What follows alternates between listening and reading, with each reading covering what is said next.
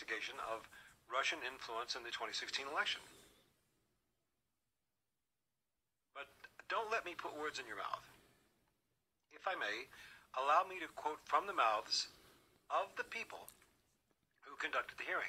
First voice you'll hear here will be Chairman Nunes of the House Intelligence Committee quizzing the director of the NSA, Mike Rogers, about evidence of Russian misdirection, Russian collusion, Russian affecting the 2016 election. It sounded like this. Here we go. Do you have any evidence that Russia's cyber actors changed vote tallies in the state of Michigan? No, I do not. How about the state of Pennsylvania? No, sir. The state of Wisconsin? No, sir. State of Florida? No, sir. State of North Carolina? No, sir. And so on and on and on. Does it sound really interesting? No, it's not. Mr. J is back. Hey, buddy, good to have you back, sir. Good, well, fantastic. I just got a note from Jay Wilbur on our highly technological note-sending device here. And anyway, there you have it. Chairman Nunes quizzing the director of the NSA, Mike Rogers, about the Russians. And if the Russians were in the woodpile wasn't in any of the states that really surprisingly lost. In fact, there's no evidence of Russian anything so far as the affecting the election goes. And we've heard this for weeks. And it's interesting, we have to have another big hearing and hear this again. Now, that wasn't the big story. To me, the big story was when I watched Trey Gowdy take the microphone and pursue a very interesting line of questioning. He was asking Director Jim Comey, who had access to the unmasked name of U.S. citizens who accidentally caught it in some kind of signals intercept. Here's Trey Gowdy to Comey asking about who had access to these unmasked U.S. citizens' name who might have gotten caught in wiretap. And at first I couldn't figure out why I was hearing this. Let me share this with you, and then I'll tell you what I think.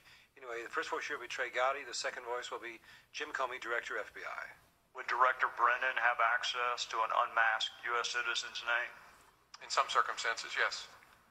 Would National Security Advisor Susan Rice have access to an unmasked U.S. citizen's name?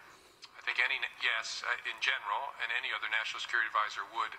Do you agree much of what is learned from these programs is classified or otherwise legally protected? All FISA applications, review by the court, collection by us pursuant to our FISA authority is classified. The dissemination of which is a felony punishable by up to 10 years in prison? Sure, dissemination, unauthorized dissemination. Unauthorized dissemination of classified or otherwise legally protected material punishable by a felony up to 10 years in federal prison. Yep, yes, as it should be. As it should be. The director's completely right. What, at first it seemed like, he's asking about who's responsible for what, who has access to what, which at first seemed odd to me. So I replayed it. Then I finally realized Gowdy was focused on the only real crime involved in all this hoopla about the Russians and whatever else. But one crime that we know is committed. When someone with access to the signals intercept with Mike Flynn's unmasked name on it leaked that intercept to the press along with a transcript of a couple of exchanges he had with the Russian ambassador, which, as I understand it, took place in Trump Tower. So was there signals intercept / wiretapping in Trump Tower? Yes. Were Trump's people being surveilled? Yes. Is Mike Flynn out of a job because of that? Yes. So what was Gowdy doing? He was focusing on that crime, and being the prosecutor he is, Gowdy was building a list of suspects by asking Director Comey about the White House personnel, the people in the cabinet, who could possibly have committed that crime because they had classified access to Mike Flynn's unmasked name. Now, think about that and hear what he said once again. Would Director Brennan have access to an unmasked U.S. citizen's name? In some circumstances, yes. So, Director Brennan could be a suspect here, yes. Would National Security Advisor Susan Rice have access to an unmasked U.S. citizen's name? I think yes, in general, and any other national security advisor would. So you can add Susan Rice's name to the suspect list.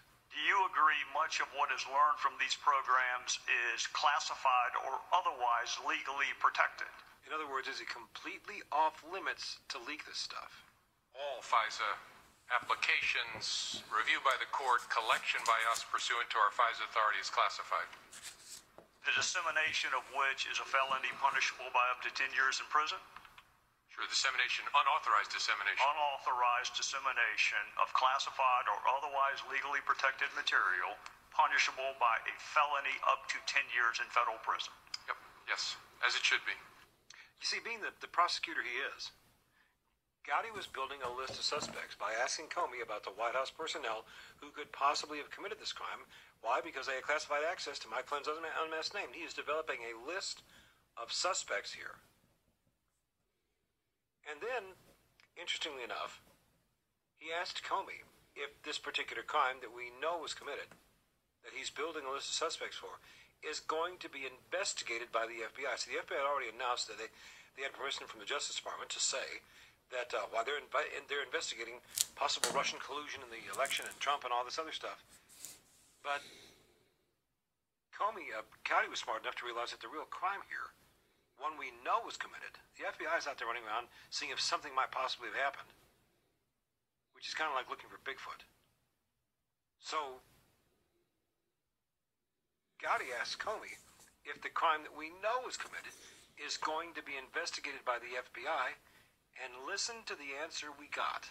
I'm just simply asking you to assure the American people, you've already assured them you take it really seriously. Can you assure them that it is going to be investigated? I can't, but I hope people watching know how seriously we take leaks of classified information, but I don't want to confirm it by saying that we're investigating it. Now, on the one, when I first heard that, I thought, well, he's saying that they're investigating it even though he's not saying it. Because that's what the last statement seems to say. But I don't want to confirm it by saying that we're investigating it. So, on the one hand, oh yes, we're checking out the Russians and their influence and all this other stuff. 6 months of this stuff, and there's been zilch, nada. But how about a crime that we know is committed? When someone with access to the signals intercept with Mike Flynn's unmasked name on it leaked that intercept to the press along with the transcript about a phone call that was intercepted from Trump Tower. And the FBI director just can't bring himself to say that they're investigating this for sure crime. There's no question a crime was committed. You can look in the Washington Post and the New York Times and see the evidence of the leak. A leak that it could only have come from top secret access. So the question becomes, who in the Obama administration committed that crime because they had classified access? That's the question.